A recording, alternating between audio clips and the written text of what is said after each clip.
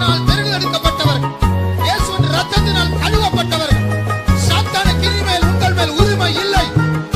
எல்லாமே இயேசு, எல்லாமே இயேசு, எனக்கு எல்லாமே இயேசு. 9:9 அப்போ ஞான திருஷ்டி நமக்கு அந்த ஞான திருஷ்டியின் வேணும். சாமுவேலுக்கு அந்த கிருபை இருந்துச்சு. நமக்கு இந்த நாட்கள்ல அந்த அனுபவம். நாம அப்படி போகும்போது 19ஆம் வசனம் அவன் சொல்ல பாருங்க, ஞான திருஷ்டிக்காரன் நீ தேடி வந்த ஞான திருஷ்டிக்காரன் யாருதான்? நான் தான். ஞான திருஷ்டிக்காரன் வீடு எங்கன்னு அதுக்கு முந்தின வசனத்துல கேட்கிறான். அவன் சொல்ல ஞான திருஷ்டிக்காரன் வீடு அது இதுதான், நான் தான் ஞான திருஷ்டிக்காரன். நமக்கு ஞான திருஷ்டி இருக்கா? இருக்கா? இருக்கா? வெளிப்படுத்தல் இருக்கா? சவுல் வருவான்னு சொல்லி முந்தின நாளே யார்கிட்ட பேசிட்டாரு? கர்த்தர் சாமுவேல்கிட்ட பேசிட்டார். அதுக்கு முந்தின நாளே கர்த்தர் சொல்லிட்டார் சவுல் வர. 15ஆம் வசனம், சவுல் வர ஒரு நாளுக்கு முன்னே கர்த்தர் சாமுவேலின் காது கேட்க, நாளை இந்த நேரத்துக்கு இவன் வருவான், அவனை நீ அபிஷேகம் பண்ண கடவாய். அப்ப பாருங்க, ஒரு வெளிப்படுத்தல் கிடைச்சிருச்சா? இதுதான் அப்போஸ்தலர் நடவடிக்கைகள்ல பேதுரு சொல்றாரு, நான் ஞான திருஷ்டி அடைந்தேன். ஞான திருஷ்டி 10:10. சாப்பாடு ரெடி பண்ணிட்டு இருக்காங்க ஒரு சைடுல, பயங்கர பசி இன்னொரு பகுதியில. இதுக்கு நடுவில் எது வருது? தரிசன வெளிப்படுத்தல் வருது. வானம் திறக்கிறது, திறந்திருக்கிறது. 4 முனைகள் கட்டப்பட்ட ஒரு துப்பட்டி என்ன செய்யுது? இறங்கி வர்றதை பார்க்கிறான். பாத்தீங்களா? ஒரு பக்கத்தில் பசி, மற்றொரு பக்கத்தில் சாப்பாடு ரெடி ஆகிட்டு இருக்கு. இதுக்கு நடுவில் அவன் ஜெபிச்சுக்கிட்டு இருக்கான். ஆவியானவர் என்ன செய்றாரு? அவனுக்கு பேசுறாரு.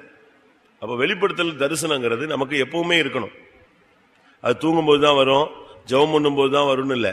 எந்த டைமும் ஆவியானவர் நம்மோட இப்ப இடைப்படணும்னு நினைச்சாருன்னா செஞ்சிருவாரு, பேசிடுவார். போயிட்டு இருக்கும்போது கூட பேசுவார், உட்கார்ந்து இருக்கும்போது கூட பேசுவார், நீங்க எங்கேயோ கிளம்பிட்டு இருக்கும்போது கூட கர்த்தர் என்ன செய்வாரு? பேசுவார்.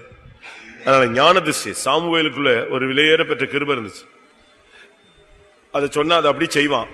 அதான் தேவன் அவனை நம்பி என்ன செய்யறது? அந்த காரியத்தை அவனுக்கு சொல்றது. என்னென்ன காரியம் செய்யுன்னு சொன்னா செஞ்சிருவான். நீ கொம்பை எடுத்துக்கொண்டு புறப்படு, பெத்லஹேமுக்கு புறப்படுனா உடனே அபிஷேக தைலத்தை ரெடி பண்ணிட்டு எங்க புறப்பட்டாச்சு? கொம்பை எடுத்துக்கிட்டு போயிட்டான். அங்க போய் அபிஷேகம் பண்றதுக்கு ஊத்த போறான். யார் தலைமையில? தாவீதுடைய அண்ணன் தலைமையில. ஆண்டவர் சொல்றாரு, நீ என்ன முகத்தையா பாக்குற? நான் இருதயத்தை பார்த்துட்டு இருக்கேன், நீ என்ன முகத்தை பாக்குற? இவன் கிடையாது, வெயிட் பண்ணு, ஊத்திராத அப்படிங்கிற. அப்படியே ஒவ்வொருத்தரா போனும்போது ஊத்தவே முடியல. அப்போ ஞான திருஷ்டியின் ஆவியை பாத்தீங்களா எவ்வளவு தெளிவா இருக்கு. அதனால நமக்கு இந்த நாட்களில் வெளிப்படுத்தல் வரணும். மறைபொருளாய் அல்ல, பிரத்யட்சமாய் வெளியரங்கமாய் என்ன செய்யணும்? நமக்கு நல்ல வெளிப்படுத்தல் கிடைக்கும். ஞான திருஷ்டியின் ஆவி. இதைத்தான் பவுல் சொல்லும் பொழுது, அந்த பரம தரிசனத்துக்கு நான் கீழ்ப்படியாதவனாய் இருக்கவில்லைன்னு சொல்ல. அதை குறித்து பவுல் பேசும் பொழுது அந்த பரம தரிசனம் சொல்லுவான். 26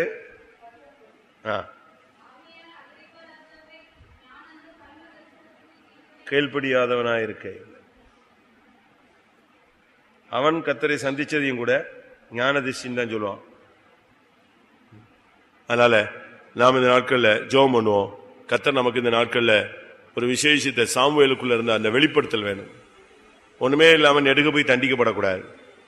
கர்த்தர் நம்மோடு இடைப்படணும், திட்டமாக இடைப்படணும். எந்த ஒரு காரியமானாலும், பிள்ளைகள் காரியமானாலும், புருஷன் காரியமானாலும், வேலை காரியமானாலும், தொழில் காரியமானாலும், வீடு காரியமானாலும், பிள்ளைகளுடைய விவாக காரியமானாலும், படிப்பு விஷயமானாலும், நம்முடைய ஊழிய விஷயமானாலும், ஜீவிய விஷயமானாலும் கர்த்தர் நம்மோடு என்ன செய்யணும்?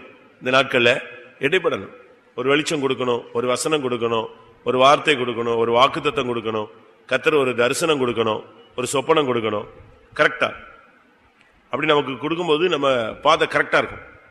மேப் மாதிரி. அதுதான் என்னது? மேப்பு. அதை பிடிச்சிட்டே போயிட்டே இருக்கலாம். இந்த மிலிட்டரியில எல்லாம் பாத்தீங்கன்னா முன்ன பின்ன போகாத இடத்துல மேப்பை கையில் நெஞ்சிருவான், கையில கொடுத்துருவாங்க. ஒரு சகோதரன் கேரளால சாட்சி சொன்னாரு. அவரு எழுதி கொடுத்துட்டு வீட்டுக்கு போலான்னு நினைச்சாராம். ரட்சிக்கப்பட்ட புதுசு. சரி, நம்ம எழுதி கொடுத்துட்டு எங்க போயிடலாம், இங்க இருந்தா தண்ணி அடிக்கணும், அது பிரச்சனை, இந்த பிரச்சனையா இருக்கு, நம்ம ஜீவியத்தை காப்பாற்ற முடியாது, ஊருக்கு போயிடலான்னா அப்பதான் கார்கில் ஸ்டார்ட் ஆயிடுச்சான்.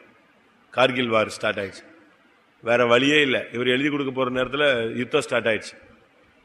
இவர் வந்து சிக்னல்ல இருக்கிறவர். இவரை கூப்பிட்டு நைட்டு ஒரு மேப்பு கையில் கொடுத்தானா. நைட்டு ஒரு 7 பேரை கையில் கொடுத்தாங்களாம். நைட்டுக்குள்ள நீ இந்த இடத்துல போய் இந்த இதெல்லாம் சிக்னல் நெஞ்சிடணும், கிளியர் பண்ணிடணும். இவர் சொன்னாராம், கத்தாவே நான் வந்து நல்ல ஒரு ஜீவியம் செய்யணும்னு நினைச்சேன், இப்போ எங்க போகுது, மரணத்தை நோக்கி போகணும். உச்சகட்டம் மழையில, பயங்கர பனியில, அந்த இருள் சூழ்ந்த பாதையில எங்க போகணும்? இப்போ மேப்பை கையில கொடுத்துட்டா சிக்னல் அங்கங்க ஆன் பண்ணி வைக்கணும். கையில ஒரு 4 பேரை கொடுத்தாச்சு, கிளம்பி போன்னு. போக மாட்டேன்னு சொல்ல முடியுமா? நைட்டுக்குள்ள போய் சிக்னல் கிளியர் பண்ணி ஆகணும். அது சொல்றாரு, அந்த நைட்ல அந்த மேப்பை வச்சுக்கிட்டு எங்க போயிட்டான் அந்த மலைக்கு போய் அங்கங்க கிளியர் பண்ணி காலையில வார் டிக்ளேர் பண்ணி அடிச்சிட்டாங்க. அப்போ உலகத்துல ஒரு மனுஷனுக்கு ஒரு சாதாரண மேப் முன்ன பின்ன தெரியாத இடத்துக்கு அவன் அப்படி போறான்னு சொன்னா, நம்ம ஆவிக்குரியவர்கள் ஒன்றும் தெரியாம போய் நெடுக்க போய் என்ன செய்யக்கூடாது, தண்டிக்கப்படக்கூடாது. நமக்கு வெளிப்படுத்தல் வேணும். ஒரு ஊழியம், ஒரு ஜீவியம், எதுனாலும் பட்டு நமக்கு ஒரு வெளிச்சம் என்ன செய்யணும், வரணும். பவுல் சொல்றார் இல்லையா, நான் ஆசியாவுக்கு போகணும்னு பிளான் பண்ணேன், கர்த்தர் என்னை போக விடவில்லை. பித்தினியாவுக்கு போக பிரயாசப்பட்டேன், கர்த்தர் என்னை போக விடவில்லை. அன்னைக்கு நைட்டு என்கிட்ட கர்த்தர் பேசி மக்கதோனியாவுக்கு போக முடியாது, எனக்கு என்ன செய்தாரு, ஏவுதல் கொடுத்தாரு. அப்ப நமக்கு ஒரு வெளிச்சம், ஒரு வெளிப்படுத்தல் இருக்கணும். கிளியரா கர்த்தர் கொண்டு போவார். ஜெபம் பண்ணுமா எல்லாரும்? சாமுவேலுக்குள்ள இருந்துதானே அந்த வெளிச்சம், அந்த ஞான திருஷ்டியின் ஆவியை. முதலாவது ஜெபாவிக்காக ஜெபிச்சோம். 2வது சாமுவேலுக்குள்ள இருந்த அந்த ஞான திருஷ்டியின் ஆவினால் கர்த்தர் நம்மை நிறைக்க முடியாது. ஜெபம் பண்ணுவோம். இந்த நாட்கள் நல்ல வெளிப்படுத்தல், தரிசனம், கிருபை, வெளிச்சங்க தாவே, உம்முடைய நடத்துதல், உம்முடைய திட்டம், உம்முடைய சித்தம் வெளிப்படணுங்க தாவே. ஹல்லேலூயா. சாமுவேலுக்குள்ள இருந்த அந்த வெளிச்சம் வேணுமே சுவாமி, அந்த ஞான திருஷ்டியின் அனுபவம் வேணுமே, அந்த தீர்க்கதரிசன ஆவி வேணுமே. ஹல்லேலூயா, ஹல்லேலூயா, ஹல்லேலூயா, ஹல்லேலூயா, ஹல்லேலூயா, ஹல்லேலூயா, ஹல்லேலூயா. கர்த்தர் பேசுகிற அனுபவம் கர்த்தாவே, கர்த்தருடைய சத்தத்தை கேட்கிற அனுபவம் கர்த்தாவே, கர்த்தருடைய மகிமையை காண்கிற அனுபவம் கர்த்தாவே, தேவ சித்தத்தை விளங்கிக் கொள்கிற அனுபவம் கர்த்தாவே. ஆண்டவரே, இந்த நாட்கள் எங்களுக்கு தேவை கர்த்தாவே, எங்களுக்கு தேவை கர்த்தாவே. தேவ சித்தத்தை விளங்கிக் கொள்ளக்கூடிய தன்மை வேணுமே கர்த்தாவே. தேவ சமூகத்தை விளங்கிக் கொள்ளக்கூடிய அனுபவம் வேணுமே. தேவ சித்தத்தை விளங்கிக் கொள்ளக்கூடிய தன்மை கர்த்தாவே, ஞானதிஷ்டியின் ஆவி, உம்முடைய வெளிச்சம், உம்முடைய திட்டங்களை விளங்கிக் கொள்ளக்கூடிய கர்த்தாவே, உம்முடைய வெளிச்சம் கிடைக்கணுமே ஆண்டவரே. ஞானதிஷ்டியின் ஆவினால் நிரப்புங்க கர்த்தாவே, வெளிச்சம் கிடைக்கணும், வெளிப்படுத்தல் கிடைக்கணும். கர்த்தர் உதவி செய்யணும் சுவாமி, கர்த்தர் உதவி செய்யணும் கர்த்தாவே, கர்த்தர் உதவி செய்யணும் கர்த்தாவே. ஓர பல மரியால பல பல பக்கர பல பக்கர பல பக்கர பக்கர பல பக்கர பக்கத்துரானியா. ஆமென். கர்த்தர் இந்த நாட்களில் சாமுவேலை போல வெளிச்சம் உள்ளவர்களாய், ஞான திருஷ்டி உள்ளவர்களாய், கர்த்தருடைய திட்டங்களை விளங்கிக் கொள்ளக்கூடியவர்களாய், மறைபொருளிலே விளங்கிக் கொள்ளக்கூடியவர்களாய் கர்த்தர் நம்மை மாற்ற முடியாது. ஸ்தோத்திரம் பண்ணுவோம். அடுத்து சாமுவேல் எப்பொழுதும் அபிஷேக தைலம் உள்ள ஒரு கொம்பு வச்சிருந்தான். அவன்கிட்ட எப்பொழுதுமே அபிஷேக தைலம் ரெடியா இருக்கும். 1 சாமுவேல் 16:1 கர்த்தர் சொல்ற, உன் கொம்பை தைலத்தால் நிரப்பிக்கொண்டு வா. அப்போ அவன் கையில ஆண்டவர் சொன்ன உடனே அபிஷேக தைலத்தை எடுத்துட்டு கிளம்புறான். அவனுக்கு அந்த பிராக்டிஸ் இருந்தது. அதுபோல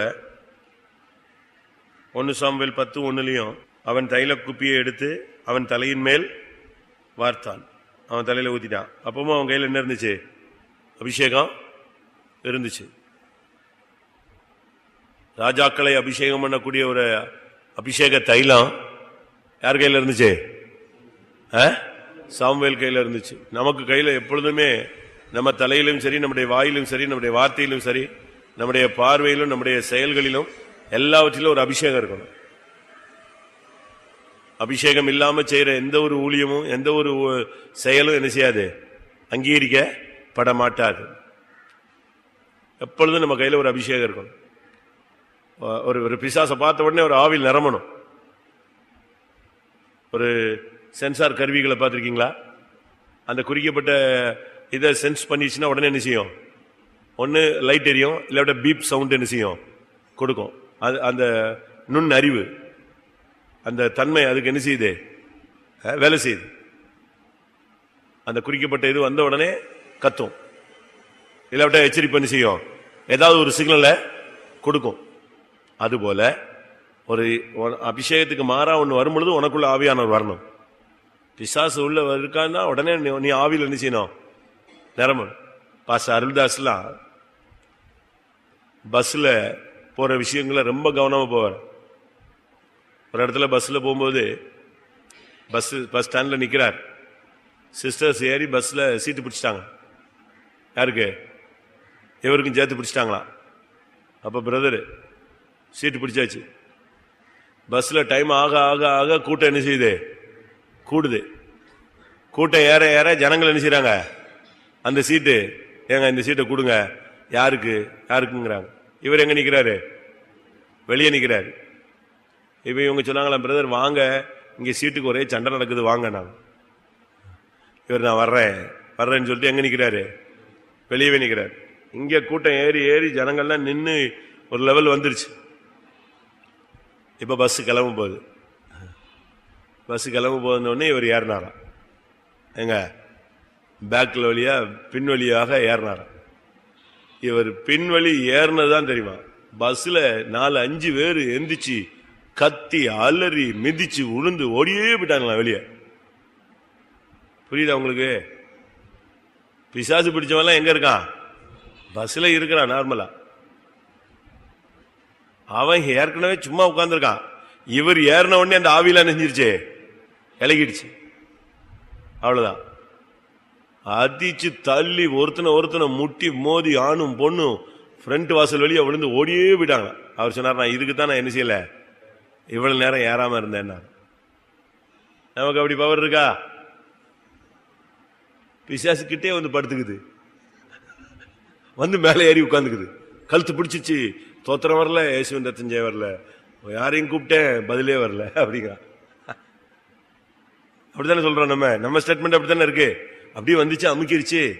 கை வரல, கால் வரல, நாக்கு வரல, வார்த்தை வரல, அப்படியே போட்ட. அப்போ நம்மகிட்ட எவ்வளவு பவர் இருக்குன்னு கண்டுபிடிச்சிக்கலாம்.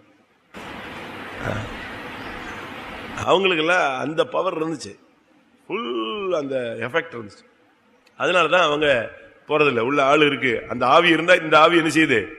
உதறுது, சென்ஸ் கொடுக்குது. உள்ள பஸ்ஸுக்குள்ள பிசாசு பிடிச்சவன் இருக்கான் அப்படிங்கறது சொல்லுது. அதுபோல நமக்குள்ள அபிஷேகம் இருந்தா அது தெரியும். நீ போய் உள்ள உட்கார்ந்த உடனே தெரியும் யாரெல்லாம் ஆவியில விகற்பமா இருக்கா. இயேசு அவர்கள் இருதயத்தின் நிலவரத்தை அறிந்து அவங்க என்ன நிலவரத்தில் பேச வந்தாங்கிறத பகுத்தறிஞ்சார். அதுக்கேற்ற மாதிரி பதில் பேசினார். அதனால நமக்கு ஒரு அபிஷேகம் இருக்கணும். சாமுவேல் லைஃப் வந்து ஒரு புஸ்தகம், ஒரு பாடம். அவன் கையில கர்த்தர் எப்பொழுதும் அபிஷேகத்தை கொடுத்து வச்சிருந்தார். நீ தைல குப்பியை நிரப்பிட்டு வா அப்படின்னா போய் உடனே என்ன செய்வான்? தைல என்ன கடையில விக்குதே, அந்த தைல கடையில விக்குதே. அதுக்கு ஒரு முறைமை இருக்கு. யாத்ராமத்துல அந்த அபிஷேக தைலம், ராஜாக்களை அபிஷேகம் பண்றது, தீர்க்கதரிசிகளை அபிஷேகம் பண்றதுக்கு, ஆசாரியர்களை அபிஷேகம் பண்றதுக்குன்னு ஒரு அபிஷேக தைலம் இருக்கு. அது ஒரு கூட்டு மருந்து. அதுக்கு பல கெமிக்கல் மிக்சிங் இருக்கு. அதுக்கு எடை இருக்கு. இவ்வளவு இவ்வளவு இவ்வளவு இவ்வளவு இவ்வளவு சேர்த்து அபிஷேக தைலத்தை உண்டு பண்ணுவாயாக. அதை நீ சும்மா உண்ணக்கூடாது. வீட்டுல யூஸ் பண்றதுக்கெல்லாம் என்ன செய்யக்கூடாது? அதை யூஸ் பண்ணக்கூடாது. அது செய்யவே கூடாது. ஆண்டவர் எவ்வளவு தெளிவா சொல்றார். அது ஒரு பெர்ஃபியூம்ஸ் மாதிரி. அதை வந்து சும்மா யூஸ் பண்ணக்கூடாது எல்லாரும். அப்படி யூஸ் பண்ணா அவனை கர்த்தர் சபிச்சிடுறாரு. எங்க இருக்கு? 30 23 அப்படிதானே? சரிதானா நான் சொன்னது?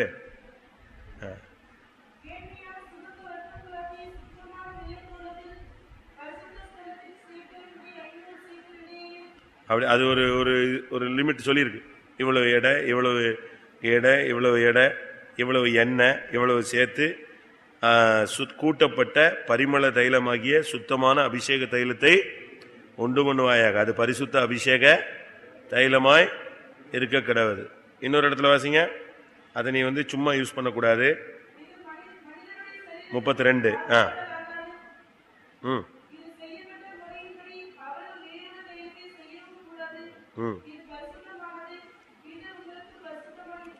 அப்ப இதை செய்யற முறைமை யார் கையில இருந்துச்சு?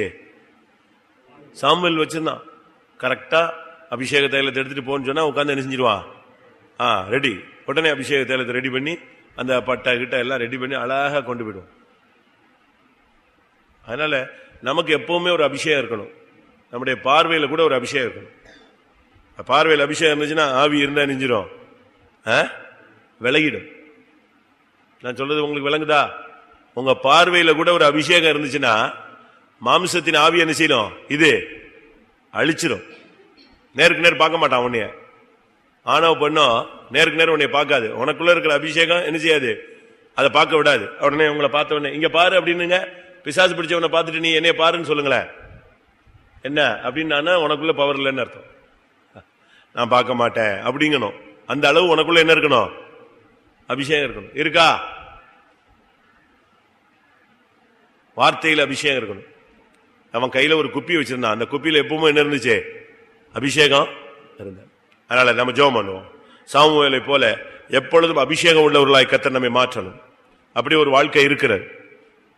அந்த அபிஷேகத்தோட நீங்க போய் ஒரு வியாதியஸ்தனுக்கு ஜெபிச்சீங்கன்னா உடனே நெஞ்சிரும், சோகமாயிடும். ஒருத்தனுக்கு போய் நீங்க புத்தி சொல்லுங்க, அவன் அக்செப்ட் பண்ணுவான். நீங்க சொல்ற வார்த்தையை என்ன செய்வான்? அப்படியே ஏத்துக்குவான். நீங்க சொல்ற காஸ்பல் உடனே அவனுக்குள்ள என்ன செய்யும்? வேலை செய்யும். நீங்க சொல்ற ஆலோசனை அவனுக்குள்ள நிறைவேறும். நீங்க ஒரு ஆலோசனை சொன்னீங்கன்னா அது என்ன செய்யும்? அப்படியே, ஆமா அந்த சிஸ்டர் சொன்னாங்க, அந்த பிரதர் சொன்னாங்க, அது அப்படியே நெஞ்சிருச்சு, நிறைவேறிடுச்சுன்னு சொல்லுவான். ஏன்னா நீ சொன்னது நீயா சொல்லல, உனக்குள்ள இருந்து யாரு பேசுறா? அபிஷேகம் பேசுது. ஜெபம் பண்ணுமா எல்லாரும்? சாமுவேலை போல அபிஷேக தைலம் எப்பொழுது நிரம்பி இருக்கிறவளாய் கர்த்தர் நம்மை மாற்ற முடியாது. ஜெபம் பண்ணுவோம். அல்லேலூயா.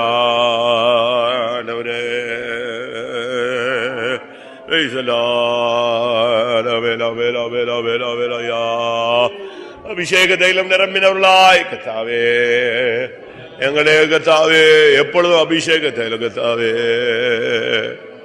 அபிஷேக தைலம் உள்ளவர்களாய் மாற்றும். வார்த்தையிலே, செயல்களிலே, பார்வையிலே, ஊழியங்களிலே, ஜீவியங்களிலே அபிஷேக தைலம் உள்ளவர்களாய் மாற்றும் ஆண்டவரே. ஆமென். கர்த்தர் அபிஷேகம் உள்ள ஊழியர்களாய் விசுவாசிகளாய் நம்மை மாற்ற முடியாது. ஸ்தோத்திரம் பண்ணுவோம். அல்லேலூயா, அல்லேலூயா, அல்லேலூயா. அடுத்து சாமுவேலின் ஜீவியம், அவனுடைய வாழ்க்கை ஒரு குற்றஞ்சாட்டப்படாத வாழ்க்கை. வாசிங்க. அவன் சொல்ற, நான் யாருக்கும் அநியாயம் செய்யல, யாருக்கும் இடுக்கன் செய்யல, யாருக்கும் நான் கண்சாடைய அநியாயம் செய்யல. 1 சாமுவேல் 12:3-4. 1 சாமுவேல் 12:3-4. பார்த்தீங்களா அவன் லைஃபை பத்தி எவ்வளவு ஒரு பெரிய சாட்சி. அவன் சொல்ல, நான் சின்ன அதுக்கு முந்தின வசனத்தை சொல்ல, நான் சின்ன வயசுல வந்து இது முதிர் வயது வரைக்கும் நான் உங்க முன்னாலதான் வாழ்ந்திருக்கிறேன். நான் ஏதாவது செஞ்சிருந்தா எனக்கு என்ன செய்யுங்க சொல்லுங்க.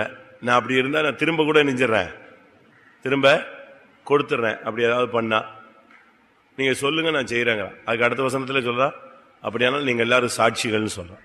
வாசிங்க. பாத்தீங்களா, எல்லாரும் சாட்சி. என்ன லைஃப் பாருங்க. ஒருத்தனுக்கு நான் அநியாயம் செய்யல அப்படி சொல்ல முடியுமா? யாருக்காவது இப்படி அப்படி இன்னைக்கு நம்ம ஊழியக்காரங்க விசுவாசிகளுக்கு அந்த லைஃப் இருக்கா? ஒருத்தனுக்கு அநியாயம் செஞ்சிருப்போம். ஒருத்தனுக்கு நியாயம் செஞ்சா இன்னொருத்தனுக்கு அது எப்படித்தான் தெரியும்? அநியாயமா தெரியும். ஒருத்தனை பகைத்தா ஒருத்தனை என்ன செய்ய வேண்டியிருக்கும்? ஒருத்தனை நேசிச்சா ஒருத்தனை பகைக்கணும். அப்படித்தான் வரும். ஆனா இவன் சொல்றான் பாருங்க, நான் எதையாவது எடுத்துக்கொண்டேனா, யாருக்காவது அநியாயம் செய்தேனா, இடுக்கன் செய்தேனா, கண்சாடையா இருந்தேனா, அப்படி இருந்தா சொல்லு, நான் திரும்ப கொடுத்துட்றேன். அவங்க சொல்றாங்க, நீர் எங்களுக்கு அநியாயம் செய்யவே இல்லை. நம்மளை பத்தி அப்படி சாட்சி சொல்லுவாங்களா? செத்து போன பிறகு சொல்லுவான், அந்த பிரதர் ரொம்ப நல்லவருமா. இருக்கிற வரைக்கும் ஒருத்தனும் நல்லவன் சொல்ல மாட்டான். செத்து போயிட்டா வேற வழி இல்லை. எல்லாருக்குமே என்ன சொல்லுவாங்க? செத்து போனா எல்லாரும் அதுக்கப்புறம் அவனை குறித்து சொல்லி என்ன பிரயோஜனம்? ஒண்ணுமே இல்லாதவனுக்கு கூட நல்ல சாட்சி சொல்றாங்க. ஜீவியமே இல்லாதவனுக்கு கூட சாட்சி என்னது? என்னைக்கோ ஒரு நன்மை செஞ்சிருப்பான் இல்லையா, அதை சொல்லுவாங்க. 1932 இருந்து அவர் நல்லா ஜெபிச்சுட்டு இருந்தாரு. இப்போ அவரு செத்து போனது பின்மாற்றத்தில். ஆனா இவங்க பழைய கதையை ஏதாவது ஒண்ணு சொல்லி தேர்த்தி விடுவாங்க. சிங்காசனத்துக்கு முன்னால இதெல்லாம் செல்லாது. அதனால நம்ம பத்தி சாட்சி என்ன? அவன் உயிரோடு இருக்கும்போதே சாட்சி சொல்றாங்க பாருங்க. ஆமா நேரே ஒன்றும் வாங்கவில்லை. நம்மளை பத்தி சொல்லுவாங்களா? பக்கத்து வீட்டுக்காரன் சாட்சி சொல்லுவானா? குழாயடி சண்டையில சாட்சி வருமா? சொல்லுங்க. சபையில உங்களை பத்தி என்ன சாட்சி சொல்லுவாங்க? சொல்லுங்க. வீட்டுல உங்க மனைவி என்ன சாட்சி சொல்லுவா? புருஷன் என்ன சாட்சி சொல்லுவாரு? பிள்ளைங்க உங்களை பத்தி என்ன சாட்சி சொல்லும்? சொல்லுங்க. நம்மளை பத்தி மற்றவங்க எல்லாம் என்ன சபையில் உள்ளவங்க என்ன சாட்சி சொல்லுவாங்க? கூட வேலை பார்க்கிறவன் என்ன சாட்சி சொல்லுவான்? யோசிச்சு பாருங்க. சாமுவேலுடைய லைஃப்ங்கிறது ஒரு விலையேறப்பட்ட லைஃப். அவன் தைரியமா சொல்றான், ஏதாவது இருந்தா சொல்லு, இப்பவே சொல்லிடு, நான் இப்பவே நெஞ்சிடறேன், திரும்ப கொடுத்துறேன். எவ்வளவு தெளிவான ஒரு லைஃப், குற்றஞ்சாட்டப்படாத ஒரு வாழ்க்கை. பவுல் அழகா சொல்றாரு பாத்தீங்களா? ஓட்டத்தை முடித்தேன். உயிரோட தான் இருக்காரு, ஆனா என்ன சொல்றாரு? விசுவாசத்தை காத்துக்கொண்டேன், ஓட்டத்தை முடித்தேன். அப்போ நான் வாழ வேண்டியதெல்லாம் வாழ்ந்து முடிச்சாச்சு, காத்துக்கொண்டேன்னு தைரியமா சொல்றாரு. அப்ப அதுக்கு பிறகு போராட்டம் வராதா? வந்தாலும் காத்துக்குவாரு. அதனால நமக்கு நல்ல ஜெபம் பண்ணும், நல்ல ஒரு லைஃப் வேணும், குற்றஞ்சாட்டப்படாத ஒரு வாழ்க்கை. ஆனா அதே நேரத்தில் சாமுவேலுடைய பிள்ளைகளை பார்த்தீங்கன்னா அந்த லைஃப் இல்லை. சாமுவேலுடைய பிள்ளைங்களுக்கு அந்த லைஃப் கிடையாது. ஆனா சாமுவேலுக்கு மட்டும்தான் அந்த லைஃப் இருந்துச்சு. அதனால சாமுவேல் பிள்ளைங்க சரியில்லாதனால தான் ஜனங்க எதை கேட்டாங்க? யாரை கேட்டாங்க? ராஜாவனுன்னு கேட்டாங்க. சாமுவேலுடைய பிள்ளைகளுக்கு சாட்சி கிடையாது, ஆனா சாமுவேலுக்கு நல்ல சாட்சி. நான் சொல்றேன், ஏதாவது இருந்தா சொல்லுங்க. சாகிறதுக்கு முன்னால விசுவாசிகள் இப்படி ஒரு கேள்வி கேட்டு செத்தா நல்லா இருக்கும். விசுவாசிகள் ஊழியக்காரங்க சாகிறதுக்கு அரை மணி நேரத்துக்கு முன்னால எல்லாத்தையும் கிளியர் பண்ணிட்டு, நான் யார்ட்டையாவது வாங்கினா, ஏமாத்தினா, சண்டை போட்டனா, அப்படி இருந்தா இல்லைன்னா இல்லை இல்லை இல்லை, நல்ல சாட்சி நல்ல சாட்சின்னு சொன்ன பிறகு கண்ணை முன்னா பரலோகத்துக்கு போயிட்டேன்னு அர்த்தம். திடீர்னு பட்டுன்னு போயிடுச்சுன்னா எங்க போய் யாரை போய் கேட்கறது? சாட்சி கேட்கறது? திடீர்னு போயிட்டா போயிச்சே. சாமுவேல் கேட்கறான் பாருங்க, யாராவது அநியாயம் செஞ்சிருந்தா சொல்லு. இப்ப நம்மள இப்படி நம்ம இப்படி போய் கேட்க முடியுமா? கேட்க முடியுமா? நம்ம அப்படி கேட்க முடியாது. நமக்கு அப்படி கேட்கக்கூடிய அளவுல லைஃபே மிக குறைவு. ஜெபம் பண்ணுவோம். கர்த்தர் இந்த நாட்களில் சாமுவேலுடைய வாழ்க்கை குற்றஞ்சாட்டப்படாத வாழ்க்கை, நியாயந்தீர்க்கப்படாத வாழ்க்கை, யாரும் எந்த விதத்திலையும் யாரும் துக்கப்படாத ஒரு வாழ்க்கை, அப்படி லைஃப் இருந்திருக்கு. அவனுக்கு வாழ்ந்து காட்டியிருக்கான். கர்த்தர் அப்படிப்பட்ட ஒரு வாழ்க்கையை அனுபவமாக்கிக் கொள்ள கர்த்தர் நமக்கு இந்த நாட்களில் உதவி செய்ய முடியாது. ஜெபம் பண்ணுவோம். ஆண்டவரே, சாமுவேலை போல கர்த்தாவே ஜீவிக்க கிருபை தர முடியாது ஜெபிக்கிறோம். அவனுடைய வாழ்க்கையில கர்த்தாவே குற்றஞ்சாட்டப்படாத ஒரு வாழ்க்கை, அநியாயம் இல்லாத வாழ்க்கை, ஆண்டவரே கண்சாடை இல்லாத வாழ்க்கை, ஆண்டவரே தெளிவான வாழ்க்கை இருந்ததே கர்த்தாவே. இந்த நாட்கள்ல எங்களுக்கு அந்த அனுபவம் வேணுமே கர்த்தாவே. யாரும் குறை சொல்ல முடியாத ஒரு வாழ்க்கை இருந்ததே சுவாமி. ஆமென். சாமுவேலை போல இந்த நாட்கள்ல ஒரு ஜீவிய உள்ளவளாய், சரியான வசனத்தின்படி உள்ள வாழ்க்கை உள்ளவளாய் கர்த்தர் நம்மை உருவாக்க முடியாது. ஸ்தோத்திரம் பண்ணுவோம். ஹல்லேலூயா. தோதர தோதர தோதர தோதர தோதர தோதர. அவனுக்கு அவன் பிள்ளைகளால பிரச்சனைகள் இருந்தது. அவன் பிள்ளைகள் நிமித்தம் தான் ஜனங்கள் டைவர்ட் ஆனாங்க. அப்படி இருக்கா? 8ஆம் அதிகாரம் 3 இதுதான் அங்க பிரச்சனை. யாருதான் இன்னைக்கு நம்ம இப்ப அந்த பாயிண்ட் நான் எதுக்கு சொல்றேன்னா, நம்முடைய பிள்ளைகளுக்காக ஜெபிக்கிறதுக்கு தான். இப்ப நம்முடைய பிள்ளைகள் ரொம்ப சின்ன பிராயத்திலேயே ரொம்ப குழப்பமான பிள்ளைகளா மாறுறாங்க. கீழ்ப்படியாமை, தெய்வீகம் இல்லாதது, அன்பு இல்லாதது, சின்ன வயசுலேயே பாவங்கள் பெருகி போயிடுச்சு. ஆதியாகமத்தில் வாசிக்கிறோம், மனுஷனுடைய சிறுவயது முதலே அவனுடைய இருதயத்தின் நினைவுகள் எல்லாம் பொல்லாததா இருந்தது. 8:21. சிறு வயது தொடங்கி சின்ன வயசுலயே பிள்ளைங்க கீழ்ப்படியில, எதிர்த்து பேசுது, மரியாதை இல்லாம பேசுது. அதுக்கு காரணம் என்னன்னா இந்த பேரண்ட்ஸ் தான். இந்த பேரண்ட்ஸ் புருஷன் மனைவி என்ன செய்யறது இல்ல, மரியாதை கொடுத்து பேசுறது இல்ல, பழகிறது இல்ல. அதே மாதிரி மனைவி புருஷன் என்ன செய்யறது இல்ல, மரியாதை கொடுத்து பேசுறது இல்ல. இந்த தாய் தகப்பன் அதே பழக்கம் யாருக்கு வருது? பிள்ளைங்க. இவங்க தவறா பேசும்போது, ஏதாவது வார்த்தைகள் வித்தியாசமா பேசும்போது அதே வார்த்தையை எது பேசுது? நான் சொல்றது கரெக்ட் தானா? புருஷன் மனைவிய கொஞ்சம் தகாத விதமா பேசுறத இந்த பிள்ளை ஒரு 10 ட்ரிப் கேட்டுச்சுன்னா இதுக்கு பைஹார்ட் ஆயிடும். அடிச்ச உடனே இந்த பிள்ளை என்ன செய்யும்? தன்னுடைய இயலாமையில எதை பேசும்? இந்த தகப்பன் பேசின வார்த்தையை இதை ரிப்பீட் பண்ணும். அப்படி இல்லை மனைவி புருஷனை தகாத விதமா பேசி மரியாதை இல்லாம நடத்துறாங்கன்னு சொன்னா அந்த தகப்பனை அடிக்கும் போதோ ஏதாவது கண்டிக்கும் போதோ அப்பாவை அம்மா என்ன பேசினாலும் அதே விஷயம் இது பேசும். அதனால இந்த விஷயத்துல ரொம்ப கவனமா இருக்கும். அதனால பிள்ளைகளுக்காக நம்ம ஜெபம் பண்ணுவோம். சின்ன வயசுலயே ஊர் சுத்துறது, ஏமாத்துறது, திருடுறது, பொய் சொல்றது, கெட்ட வார்த்தை பேசுறது, பக்கத்து வீட்டில் போய் உட்காந்து டிவி பார்க்கறது, சின்ன வயசுலயே இந்த பழக்கங்கள் இது ரொம்ப இருக்கு. நம்ம விசுவாசி பசங்க பண்ற சேட்டை பயங்கர சேட்டை. கோயிலே திருடிடுறான். எங்க ஃபெய்த்தம்லே திருடிடுறான். ஃபெய்த்தம்லே திருடினவனை என்ன பண்றது? அது அந்த வீட்டில் திருடி திருடி பழக்கம் எங்க வந்துருது? வீட்டில் திருடின பழக்கம் இப்ப விசுவாச வீட்லயும் திருடு. இது 1-2 இல்லை, ரொம்ப இருக்கு. ஒரு நாள் ஃபைத்தம்ல சண்டே ஸ்கூல் பீரோ உடைஞ்சிருக்கு. சண்டே ஸ்கூல் பீரோ உடைச்சிட்டான். உடைச்சு அங்க இருக்கிற பெட்டி அதை அந்த டப்பா அதையும் கொண்டு போய் உடைச்சி எடுத்து கொண்டு போய் செல் வாங்கிட்டு வந்துட்டான். என்கிட்ட தான் கிடக்கு அந்த செல்லு. அது ஒரு நைட்டு தான் தங்கினான் அந்த பையன். அதை அவன் மூளை வேலை செஞ்சிருக்கு பாருங்க. பெரிய ஸ்க்ரூ டிரைவரை கொண்டு போய் எலக்ட்ரிக்கல் டிபார்ட்மெண்ட்ல போய் எடுத்துட்டு வந்துட்டான். ஃபைத்தம்லேயே எலக்ட்ரிக்கல் இதெல்லாம் வச்சிருந்த இடத்துல கொண்டு போய் பெரிய ஸ்க்ரூ டிரைவர் எடுத்து அழகா போட்டு அந்த பீரோவை அப்படி வயசு என்ன ஒரு 13-14 வயசு இருக்கும். அதுக்கு முன்னாலே அது படிப்பெல்லாம் நிறுத்தி வேலைக்கு போக ஆரம்பிச்சிருச்சு. ஏற்கனவே வண்டி லூஸ் ஆயிடுச்சு, தருதலை ஆயிடுச்சு. அதுக்கு இப்போ ஃபைத்தம்ல சரி தங்கினாலும் திருந்தி இருப்பான்னு பார்த்தா அழகா எதை அடிச்சிட்டான். அதை கொண்டு போய் அதை எடுத்து கொண்டு போய் மாடியில் வச்சு அந்த பெட்டியை உடைச்சு, அதை உடைக்கவே முடியாது, அதெல்லாம் உடைச்சி எடுத்து சில்லறையெல்லாம் விட்டுட்டான். மொத்த நோட்டையை நெஞ்சிட்டான், அள்ளிட்டான். திருப்பி அடுத்த நாள் அவனை பிடிச்சி அடிச்சு அவனை விரட்டி போய் அங்க வச்சா இங்க வச்சான்னு சொல்லி. எதுக்கு சொல்றேன்னா அவ்வளவுதான். அதுக்கு பிறகு கோயில்கிட்டே என்ன செய்யறதில்ல, வரல. இனி அவன் கோயில் பக்கமே என்ன செய்ய போறதில்லை, காலத்துக்கும் வரப்போறதில்லை. பிற்காலத்தில் ரட்சிப்பு வந்தா வருவான். பேசா போயிச்சா அந்த குடும்பம். அந்த பேரண்ட்ஸ் எல்லாம் அவமானப்பட்டு கோயிலுக்கே வர முடியாம வந்தா பின்னால உட்காந்து எந்திரிச்சு ஓடிட்டே இருக்கிறது. ஏன்னா பிள்ளை நெஞ்சிட்டான். வீட்டுல திருடினா இப்ப கடைசி எங்கே திருடிட்டான்? ஃபெய்த்தம்ல திருடிட்டான். எப்படி தலையை காட்டுறது? இப்படி பின்மாறி போனவங்க ரொம்ப பேர் இருக்காங்க. அதில் நம்ம பிள்ளைகளுக்காக ஜெபம். நம்முடைய பிள்ளைகள் உலகத்தில் பலவிதமான பாதையில் போறாங்க. ஸ்கூல்ல, காலேஜில், வேலை ஸ்தலங்களில் பலவிதமான நண்பர்கள். அந்த சேர்க்கை சேரும்போது நம்ம சொல்லுவோம் அந்த பையனால தான் என் பையன் நெஞ்சிட்டான், கெட்டுட்டாரு. அந்த வீட்டில் என்ன சொல்லுவாங்க சொல்லுங்க? ஆமா, காக்கைக்கு தன் குஞ்சு என்னதுதான், பொன் குஞ்சு தான்.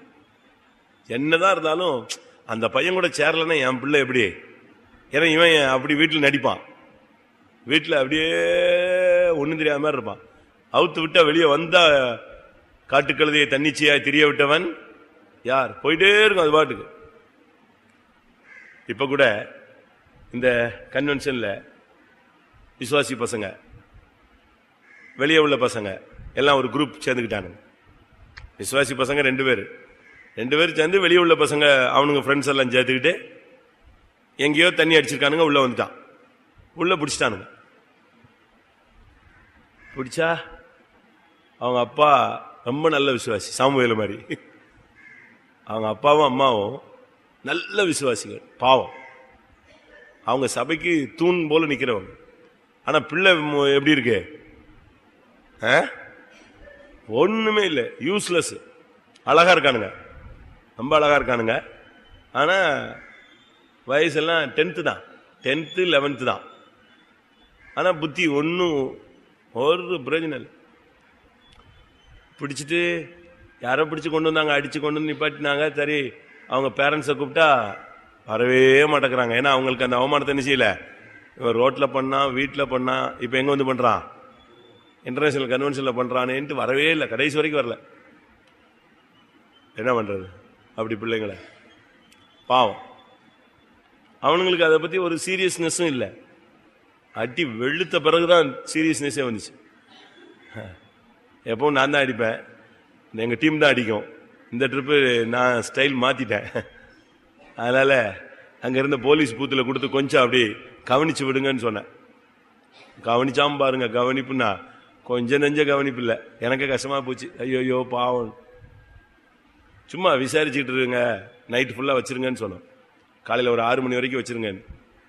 அந்த இன்ஸ்பெக்டரு கோயிலுக்குள்ளே எப்படி பண்ணிட்டானுங்கன்னு சொல்லிட்டு ஸ்டார்ட் பண்ணிட்டான். போட்டு பிரித்து எடுத்துட்டான். அதுக்குள்ள ஒரு ரிசர்வ் போலீஸ் வந்துச்சு, அவங்க ஒரு ரைடு அடிச்சான்.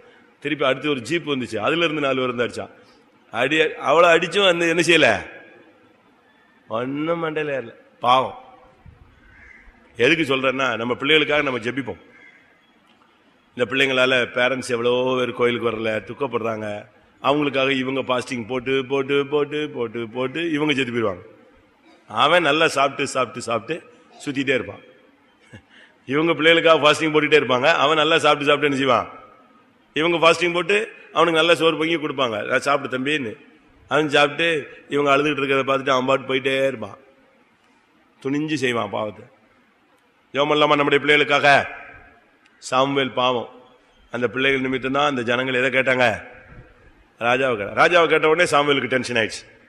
அது தகாததாய் அவனுக்கு காணப்பட்டது. உடனே ரொம்ப டல் ஆயிட்டான். உடனே கத்தர் பார்த்தாரு, ஐயோ சாமுவேல் டல் ஆயிட்டானு சொல்லிட்டு, நீ ஒன்னே தள்ளல, என்னையே தான் தள்ளிட்டாங்கன்னு ஆண்டவர் குறுக்க வந்தாரு. நீ சோர்ந்து போகாத, நீ ஏன் டல் ஆகுற. ஜெபம் பண்ணுமா நம்முடைய பிள்ளைகளுக்காக. அதனால தான் இயேசு சிலுவை சுமந்துட்டு போகும்போது சொன்னாரு, என்ன சொன்னாரு, உங்க பிள்ளைகளுக்காக அழு, ஆனா முதல்ல உங்களுக்காக அழுன்னு சொன்னாரு. இந்த பிள்ளைகளை பெற்றதுக்காக அழு சொல்லியிருப்பாரோ? எப்படி ஆம்பளை பையன்தான் வேணும், கடைசியில் ரவுடியா பிறந்து வந்துடுறான். பொம்பளை பிள்ளை தான் வேணுங்குது, அது ஓடி போயிருது. அப்படித்தானே? நான் சொல்றது கஷ்டமா இருக்கோ? உண்மையை தான் பேசுறேன். கத்தர் கொடுக்கறத வாங்கியிருந்தீங்கன்னா சந்தோஷமா இருக்கும். கத்தர் கொடுத்த பிள்ளைய வாங்கியிருந்தீங்கன்னா உனக்கு எப்படி இருக்கும்? அது ஆணோ பெண்ணோ கத்தர் கொடுத்தாருன்னு வாங்கியிருந்தீங்கன்னா அது உருப்படியா இருக்கும். இல்ல, எனக்கு ஆம்பளை பிள்ளை வேணும், ஆம்பளை பிள்ளை வேணும், இயேசுவின் நாமத்துல வேணும் வேணும் வேணும், அது வருது. அப்படிதான் நான் சொல்றதெல்லாம் உண்மைதான். நானும் ஒரு 28 வருஷமா சுத்திட்டு வரேன்ல, இதுல எவ்வளவு பேர் பார்த்துட்டு வரேன். ஜெபம் பண்ணுவோமா? உங்கள் பிள்ளைகளுக்காக என்ன செய்யுங்கள், அழுங்கள்.